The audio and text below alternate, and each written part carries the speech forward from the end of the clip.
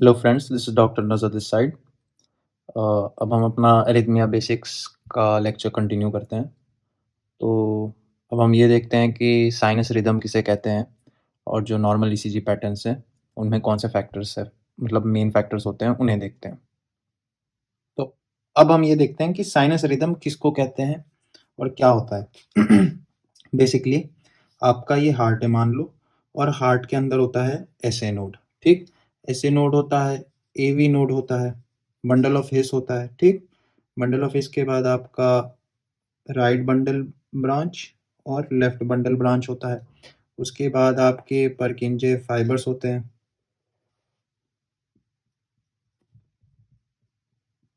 ठीक, तो देखने वाली बात यह है कि साइनस रिदम उसको कहते हैं जब आपको ईसीजी पैटर्न पे एक नॉर्मल पी वेव, ध्यान से सुनना, नॉर्मल पी वेव प्रेजेंट हो और हर पी वेव के बाद एक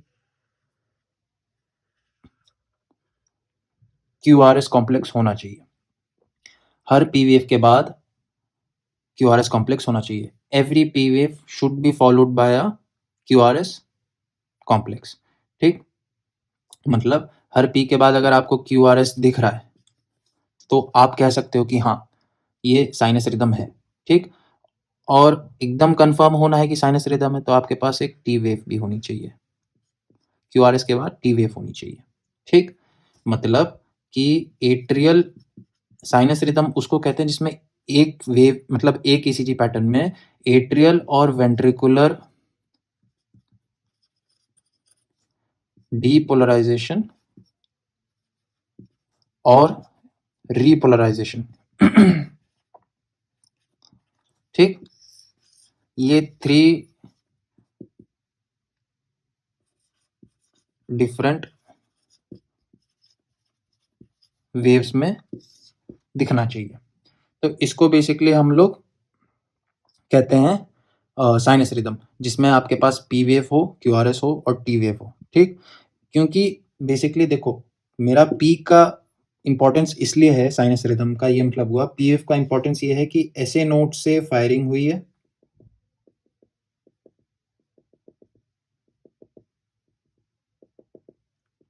ठीक, ऐसे नोट से फायरिंग हुई है और एवी नोट में गया है। यही इंपल्स जो एट्रिया को डीपोलराइज किया वो एवी नोट में गया। एवी नोट से बंडल ऑफ हिस में गया, सेप्टल डीपोलराइजेशन किया और वेंट्रिकुलर डीपोलराइजेशन स्टार्ट किया, तो बन गया क्यूआरएस। इसका ये मतलब हुआ कि हर पी के बाद क्यूआरएस आना इसलिए जरूरी है ताकि इससे ये कंफर्म हो कि जो एसए नोड से इंपल्स एट्रिया में क्रिएट हुआ, ट्रैवल किया, वही इंपल्स एवी नोड के थ्रू गेटवे से होता हुआ आपके बंडल ब्रांचेस में भी गया है ताकि वेंट्रिकुलर डिपोलराइजेशन हो। तो इसका ये मतलब हुआ कि एक इंपल्स ट्रैवल कर रहा है नॉर्मल कंडक्शन सर्किट से।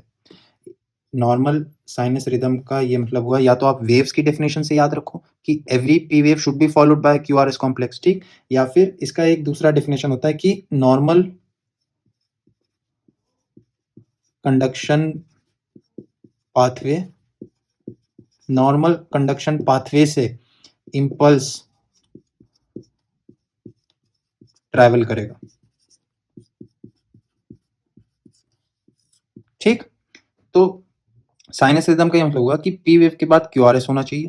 ठीक, और बेस्ट ये हो कि P Q R S T तीनों वेव दिखे, तो एक कंप्लीट पैटर्न दिखना चाहिए, तभी वो उसको बताता है एट्रियल और वेंट्रिकुलर डीपोलराइजेशन और रीपोलराइजेशन हो रहा है। ठीक, या फिर हम ये बोलें कि नॉर्मल कंडक्शन पाथवे के थ्रू, मतलब एसए नोड से एवी नोड, मैं यहाँ लिख देता हूँ, एसए नोड से आपका एवी नोड। ठीक, एवी नोड से बंडल ऑफ हिस। ठीक, उसके बाद बंडल ऑफ हिस से लेफ्ट बंडल ब्रांच और राइट बंडल ब्रांच। ठीक, उसके बाद एंड में परकिंजे फाइबर। तो ये आपका एक कंडक्टिंग पाथवे हो गया, कंडक्शन पाथवे इसी को बोला गया। ठीक, तो ये नॉर्मल पाथवे हो गया। तो अगर ये फॉलो पाथवे हो रहा है तो साइनस रिदम बोलूंगा, और अगर ये तीन वेव्स दिख रही हैं तो भी साइनस रिदम बोलूंगा। ठीक, और साइनस रिदम के लिए एक और कंडीशन होनी चाहिए कि आपका जो हार्ट रेट है वो 60 to 100 बीट्स पर मिनट, ठीक। अगर 60 टू 100 बीट्स पर मिनट की रेंज में है, ठीक, आपकी हार्ट रेट, हार्ट बीट्स, और PQRST दिख रहा है, तो मैं इसको साइनस रिदम बोल दूंगा। मेन अगर मुझसे पूछा जाए कि साइनस रिदम कैसे डिटेक्ट करोगे ECG स्ट्रिप पे, मैं ये देखूंगा कि P के बाद QRS है कि नहीं। अगर P के बाद QRS नॉर्मल, मॉर्फोलॉजिकली नॉर्मल दिख रहा है, मैं साइनस रिदम बोल दूंगा इसको। PQRST मुझे तीनों दिख रहे हैं, well and good, best, sinus rhythm declared. तो अब हम देखते हैं कि बेसिकली हार्ट रेट को कैसे कैलकुलेट करते हैं।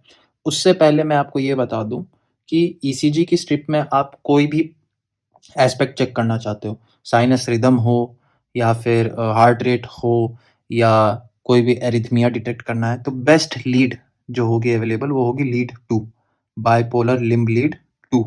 अब मैं ये इंपॉर्टेंस बताता हूँ कि limb lead, bipolar limb lead 2 important क्यों होती है। अब मैं आपको ECG का ये दिखाता हूँ। तो यहाँ ECG के स्ट्रिप पे आप ये है आपकी बाइपोलर लिम्ब 2, ठीक, ये वाली वेव। और अगर कंप्लीट ECG पैटर्न होता है तो कंप्लीट ECG स्ट्रिप पे ना नीचे अलग से आपको दिया जाता है limb 2, limb bipolar limb lead 2 जो होती है बाइपोलर, उसको अलग से बना दिया जाता है और अक्रॉस द पूरी स्ट्रिप उसका पैटर्न दिया गया होता है। अब बेस्ट क्यों है ये, वो मैं आपको बता देता हूँ। उसका आंसर इसी के पीछे छिपा है कि एंथोवेंस ने बनाया था बाइपोलर लीड, ठीक। उसने ये बोला कि राइट आर्म पे इलेक्ट्रोड रखो, और ये तो हो गया आपका राइट आर्म, और यहाँ पे हो गया लेफ्ट फुट, ठीक, हमें याद है ये हो गई लीड एक्सिस, ठीक। इसी तरह से यहाँ पे बनाऊंगा अगर, तो ये थर्ड लीड हो जाएगी, ऐसे बनाऊंगा तो फर्स्ट लीड हो जाएगी, लेकिन फिलहाल मुझे सिर्फ लीड 2 से मतलब है। तो मेजर वेंट्रिकुलर डिपोलराइजेशन का वेक्टर स्ट्रॉन्गेस्ट वेक्टर होता है एंड द लार्जेस्ट वेक्टर, ठीक, एंड फास्टेस्ट वेक्टर। तो इस वेक्टर का प्रोजेक्शन अगर मैं बनाऊं, सिंस इस लीड एक्सिस के ये पैरेलल ट्रैवल कर रहा है, तो मेरा जो प्रोजेक्शन इस लीड एक्सिस पे बनेगा वो भी इसके इक्वल ही होगा, ठीक। तो इसलिए रीडिंग जो होती है लीड 2 में बेस्ट मानी जाती है, ठीक है। एक ये समझ में आ गया। तो अगर मुझे हार्ट रेट देखना है तो मैं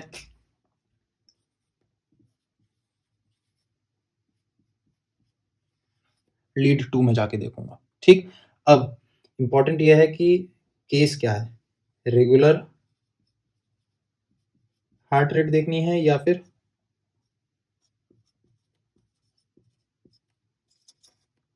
इरेगुलर हार्ट रेट देखनी है, ठीक। अब रेगुलर हार्ट रेट तो बहुत सिंपल है, हमें बेसिकली ये डिटेक्ट करना है RR इंटरवल या RR वेव प्रोग्रेशन, ठीक। तो ये आपका R हो गया, यहाँ पे R दिख रहा है मुझे, और कहाँ, यहाँ पे R दिख रहा है, ठीक। तो R से R के ड्यूरेशन देख लूंगा।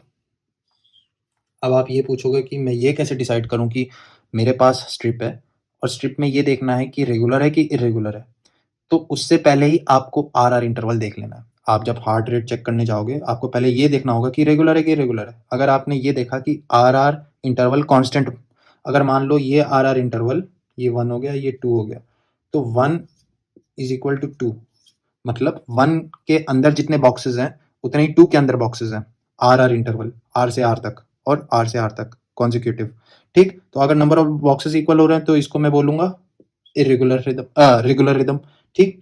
अब मान लो ऐसे है स्ट्रिप, ये भी लीड 2 में देख रहा हूं मैं, ठीक। तो इसमें ये R है, ये R है, लेकिन उसके बाद यहाँ R है, फिर यहाँ R है। तो ये तो इंटरवल देख रहे हो चेंज हो रहा है, यहाँ पे नंबर ऑफ बॉक्सेस वेरी कर रहे हैं, कम है, ज्यादा है, मॉडरेट है, ठीक। तो यहाँ पे नंबर ऑफ बॉक्सेस चेंज हो रहे हैं RR इंटरवल में, ठीक। तो मैं इसको डिक्लेयर करूंगा ये इरेगुलर रिदम है। Okay, done, well and good. अब हम ये देखते हैं कि फॉर्मूला क्या होता है कि हमें बेसिकली कैलकुलेट कैसे करना है कि अगर मेरे पास रेगुलर हो या इरेगुलर रिदम हो, ठीक। अगर regular regular heart heart rhythm है, हार्ट रेट है, तो बहुत आसान है कैलकुलेट करना। मैं बेसिकली हार्ट रेट को कैलकुलेट करूंगा 300, ये फॉर्मूला है, 300 डिवाइडेड बाय RR इंटरवल, ठीक। RR इंटरवल या फिर मतलब RR इंटरवल का ये मतलब हुआ कि number of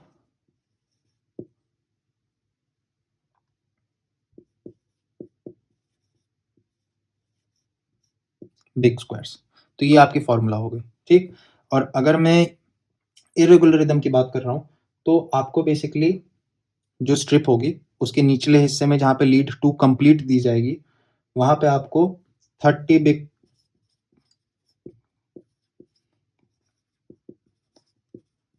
big squares count कर लेने हैं कितने होंगे। उन 30 बिग स्क्वायर्स के अंदर कितनी बार आर वेव्स आए हैं, कितनी बार आर वेव्स आई हैं, उसको डिवाइड कर लेना है। तो हार्ट रेट इरेगुलर रिदम के लिए basically number of R in 30 big squares, ठीक, मल्टीप्लाइड बाय 10। तो ये आपका हार्ट रेट इरेगुलर रिदम में हो जाएगा। अब मैं यहाँ पे आउटलाइन कर लेता हूँ कि हार्ट रेट अगर रेगुलर रिदम है तो ये यूज करना है, 300 डिवाइडेड बाय आर इंटरवल के बीच में कितने बॉक्सेस हैं उससे डिवाइड करना है यहाँ पे, ठीक। और अगर इरेगुलर रिदम दिख रहा है तो मैं ये करूंगा कि 30 बिग बॉक्सेस के अंदर आर वेव कितनी बार आया है, क्यूआरएस कॉम्प्लेक्स कितनी बार बना है, तो उससे उसको मैं 10 से मल्टीप्लाई कर दूंगा तो मेरा हार्ट रेट निकल जाएगा, ठीक है। तो हमें यहाँ पे रेगुलर और इरेगुलर हार्ट रेट कैसे कैलकुलेट करना है ये हमने देख लिया। अब हम आगे बेसिकली कुछ बेसिक्स ईसीजी की और आगे देखते हैं जो ईसीजी स्ट्रिप को रीड करने में मदद करेगी। अब हम लोग यहाँ पे ये देख लेते हैं कि कौन से ऐसे इंपॉर्टेंट पैरामीटर्स हैं या फैक्टर्स हैं कि मैं एक ईसीजी वेव को नॉर्मल कंप्लीट ईसीजी वेव बोल सकता हूँ, ठीक है। तो नोन फैक्ट्स हैं, कुछ नया नहीं है। पहला है बेसिकली आपका जो हार्ट रेट होना चाहिए वो होना चाहिए 60 टू 100 के बीच में, ठीक। फिर उसके बाद साइनस रिदम होनी चाहिए, वो भी बता दिया मैंने क्या होता है, ठीक, साइनस रिदम होना चाहिए। फिर उसके बाद नॉर्मल कंडक्शन पाथवे होना चाहिए। नॉर्मल कंडक्शन पाथवे का ये मतलब हुआ कि जो ड्यूरेशन है, मान लो अगर साइनस रिदम है लेकिन उनकी जो ड्यूरेशन है वो कम या ज़्यादा हो रही है तो इसका मतलब नॉर्मल कंडक्शन पाथवे नहीं है, ठीक है। और चौथा हो गया नॉर्मल वेलोसिटी, जो उसका टाइम ड्यूरेशन होगा हर इंटरवल का वेव का वो नॉर्मल रेंज में फॉल होना चाहिए। तो ये बेसिकली तो 4 फैक्टर्स हो गए जिससे हमें बेसिकली ये पता करना है कि हाँ इसको हम बोलेंगे एक कंप्लीट ईसीजी नॉर्मल। अगर ये चारों प्रेजेंट है वेल एंड गुड, तब मैं नॉर्मल कंप्लीट ईसीजी वेव बोल दूंगा, ठीक है। तो हमने ये देखा कि नॉर्मल एसेंशियल पैरामीटर्स क्या होते हैं, ठीक। अब हम किसी पैटर्न को कार्डियक अरिथमिया कब बोलेंगे, तो हमारे पास जो 4 नॉर्मल फैक्टर्स थे 60 टू 100 हार्ट रेट होना चाहिए, साइनस रिदम होना चाहिए। साइनस रिदम का ये मतलब हुआ कि ऐसे नोट से ओरिजिनेट होना चाहिए इम्पल्स। उसके बाद नॉर्मल कंडक्शन पाथवे होना चाहिए, ठीक। और नॉर्मल वेलोसिटी से इम्पल्स ट्रैवल करना चाहिए, ठीक। अब अगर 100 से ऊपर गया हार्ट रेट तो उसको हम बेसिकली बोलते हैं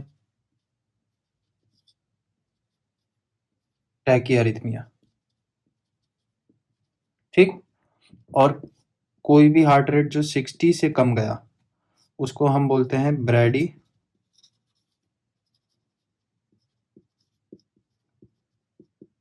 एरिथमिया, ठीक। तो टैकी एरिथमिया का मतलब हुआ हार्ट रेट मोर देन 100 और ब्रैडी एरिथमिया का मतलब हुआ हार्ट रेट लेस देन 60, ठीक है। अब मान लो कि अगर यहाँ पे हम लोग ये बनाए क्लासेस बना लें कि 100 से 150 अगर हार्ट रेट होगा तो हम उसको सिंपल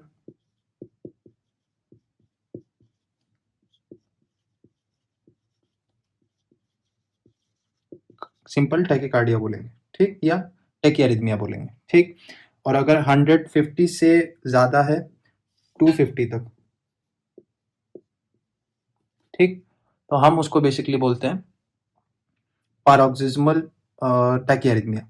पैरोक्सिस्मल टैकीअरिथमिया का ये मतलब हुआ कि पैरोक्सिस्मल वर्ड का मतलब होता है सडन एंड एपिसोडिक। मैं यहाँ पे लिख देता हूँ, पैरोक्सिस्मल का मतलब होता है सडन ऑनसेट ठीक, या फिर इसको बोलते हैं सडन ऑनसेट या फिर एपिसोडिक इवेंट। ठीक, तो अगर उतने में हुआ तो हम इसको बोलते हैं paroxysmal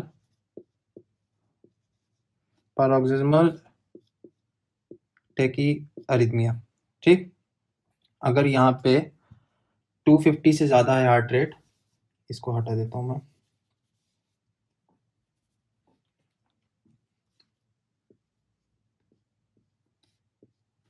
अगर 250 से ज़्यादा है हार्ट रेट और 350 के अंदर है तो मैं उसको बोलूँगा,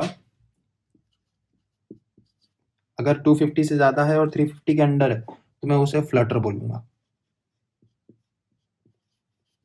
ठीक, अगर 350 से भी ज़्यादा है तो उसको मैं फिर फिब्रिलेशन बोलूँगा। ठीक, तो ये सारे यहाँ से यहाँ तक टैकीअरिथमियाज हो गए। ठीक, उसी तरह से ब्रेडिअरिथमियाज होते हैं। ब्रेडिअरिथमियाज हार्ट रेट लेस देन 60 होगा तो उसको मैं ब्रेडिअरिथमिया बोलूँगा। तो मान लो अगर लेस देन 60 और 40 है तो मैं इसको माइल्ड ब्रेडिअरिथमिया बोलूँगा। ठीक, 40 से 20 के बीच में हार्ट रेट चल रही है तो मैं इसको फिर मॉडरेट ब्रेडिअरिथमिया बोलूँगा, और अगर 20 से 0 मतलब लेस देन 20 है अगर हार्ट रेट तो मैं इसको सीवियर ब्रेडिअरिथमिया बोलूँगा। तो इतनों को हम लोग ब्रेडिअरिथमियास क्लासिफाई करते हैं। तो जो ये क्लासिफिकेशन है ये तो बेसिकली हार्ट रेट्स के ऊपर है, लेकिन बेसिक फंडा यही है कि हार्ट रेट्स के हिसाब से भी हम लोग नेमिंग कर सकते हैं कि अरिथमिया हो क्या रहा है, कि एक हिंट मिल जाएगा। अगर वंस मैंने ये बता रखा है हार्ट रेट कैसे कैलकुलेट करते हैं, अगर वो पता लग गया हार्ट रेट से, मैं फिर ये क्लासिफाई कर सकता हूँ कि टैकीअरिथमिया है या ब्रेडिअरिथमिया है। और फिर कुछ स्पेशल स्पेसिफिक फीचर्स होते हैं हर कैटेगरी के अंदर, वो हमें पढ़ने हैं। वो वंस वो पता लग गए तो हम लोग फिर उस पर्टिकुलर ईसीजी स्ट्रिप के अंदर जो अरिथमिया चल रही है हम लोग डिफाइन कर पाएंगे कि हाँ ये स्पेसिफिक अरिथमिया यहाँ पे हो रहा है। आई होप कार्डियक अरिथमिया अब तक आपको बेसिक्स क्लियर हो रहे हैं। ये क्लासिफिकेशन इंपॉर्टेंट है। Thanks for watching and stay tuned.